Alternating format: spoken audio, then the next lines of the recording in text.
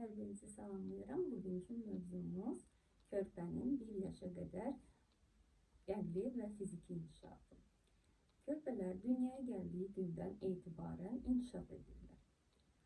Bu inkişafı ən əsasən baş beyin əlaqəlidir. Sinirlər hər saniyə ərzində 1 milyona qədər sinirlər, neyronlar arası əlaqələr əmələ gəlir. Bunlar sinapslar, hansı ki, bunlar körpənin mürəkkəb hərəkətləri icra etməsinə kömək olur. Belə ki, orqanizmdə ilk öncə böyük motorika, ondan sonra kiçik motorika və ondan sonra isə ən ali mərhələ nitq meydana gəlir körpədə.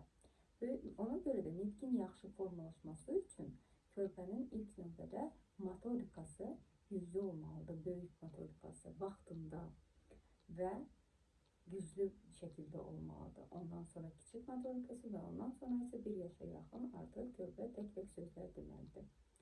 Buna görə də biz baxırıq, körpə 0-3 ay ərzində hansı hərəkətləri edə bilir? Gəlin baxaq. Belə bunu baxdıq və öyrəndik ki, 0-3 ayında uşaq hansı hərəkətləri yerinə yetirir. Bunu ola bilər ki, körpə 1-2 həftə gecikmələri ilə ola bilsin. Yəni, elə bir qayda yoxdur ki, 3 ayında mütləq bu hərəkətlərin hamısını etməlidir. Ola bilər 1-2 həftə gecikmələr olsun. Əsas odur ki, 2 ay, 3 ay gecikmə olmasın. Müşahidə edirik, gecikmələr olmasın deyə körpəni hər gün gimnastikasını edirik, yüngül masajlarını edirik, körpəklə hər gün göz-göz kontaktda oluruq və əgər gimnastika sizə maraqlıdırsa, hansı aylarda hansı gimnastikanı yerinə yetirmək, şərh bölməsində maraqlı sözünü yazın və mən bu videonu çəkib paylaşacağım sizinlə. İndi isə gəlin baxaq, bəs 3-6 ayda hansı hərəkətləri edir körpə?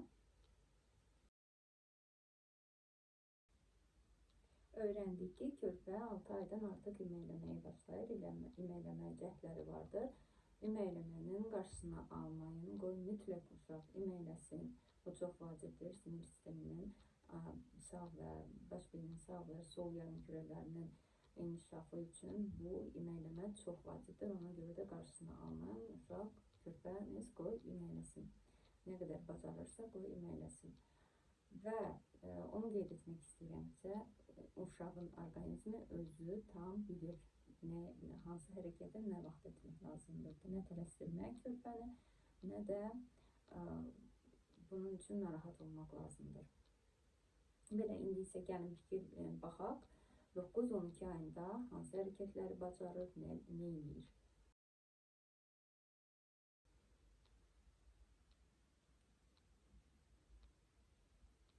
Belə, bunu da öyrəndik ki, 9-12 ayında nə edir?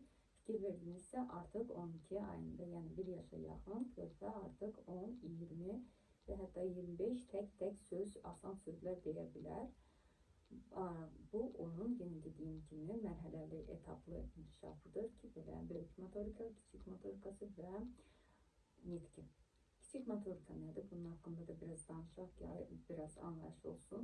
Yəni, böyük motorikadan sonra, böyük motorika bu, körpənin sağa sola çevrilmələri, iməkləməsi, ayağa qalxması, yeriməsidirsə, kiçik motorikası onun əlləri ilə yerinə yetirdiyi hərəkətlərdir. Bu vəsaitlər vardır. Bunları mən sizinlə nə vaxtsa bölüşəcəyəm, göstərəcəyəm, hansı vəsaitlər və necə məşğul olmaq lazımdır. Və da video baxımından bunları da vaxt gələcək. Belə, əzizlərim, körpənin orqanizmi çox ağıllıdır, onu qeyd edeyim ki, ona görə də heç bir hərəkəti eləməsi üçün onu tələsdirmirik, tələsdirib oturtmuruq, tələsdirib iməkətdirmirik, tələsdirib yeritmirik. Çünki o özü bilir nəyə nə vaxt hazırdır. Ola bilər ki, bu fizioloji inkişafdır. Bir uşaq əgər 8 ayında imələyirsə, o bir uşaq 5 ayında imələyə bilər. Normaldır. Burada faciəli bir şey yoxdur.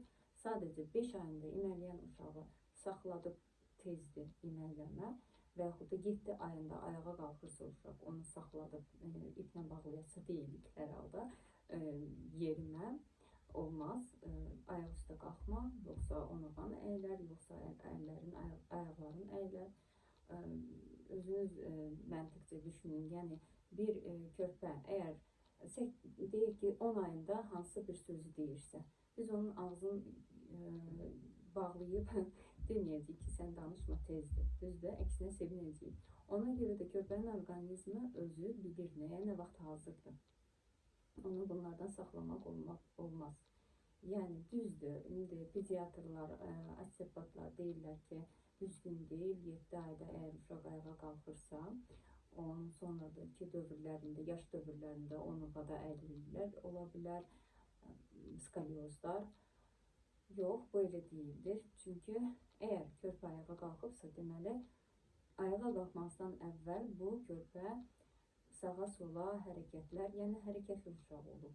Artıq onun bel əzələləri, onurğa ətraflı əzələlər artıq yaxşıdır, güclüdür. Ayaq əzələləri güclüdür, onu saxlaya bilir. Yəni, burada narahatçılığa səbəb yoxdur. Ayağa qalxıbsa, qoy qalxsın. Sadəcə ətrafına fikir veririk, yəni travmatik şərait olmasın. Uşaq yıxılıb, travmalar almasın. Belə.